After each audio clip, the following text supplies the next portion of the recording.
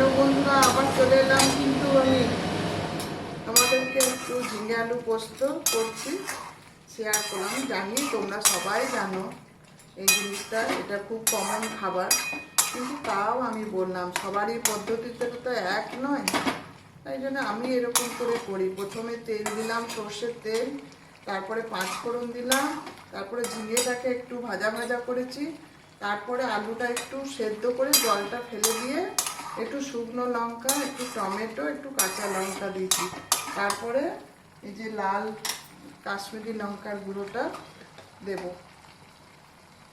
লাল কাশ্মীরি লঙ্কাটা দিয়ে তারপরে একটু সামান্য জল দিয়ে একটু নাড়াচাড়া করে তারপরে পোস্তটা ঢেলে দিয়ে দেবো। তারপরে রেডি হয়ে গেল ঝিঙে আলু পোস্ত।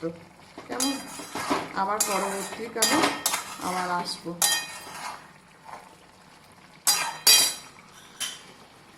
এই যে পোস্তটা মিক্সিতে রেডি করে রেখে দিয়েছি, এই যে পোস্তটা দিয়ে দেবো, পোস্তটা দিয়ে দেবো, ঝিঙে আলু পোস্ত হয়ে যাবে।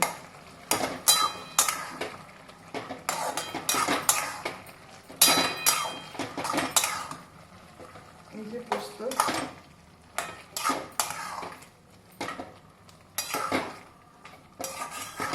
তোমরা সবাই কে কে পোস্ত খেতে ভালোবাসো একটু কমেন্টে জানিও, বুঝেছ? পোস্ত আশা করি বাঙালিরা সবাই ভালোবাসে, আমরা তো খুবই ভালোবাসি পোস্ত। এবারে তোমরা কে কে ভালোবাসো একটু আমাকে জানিও, কেমন? আসছি তাহলে।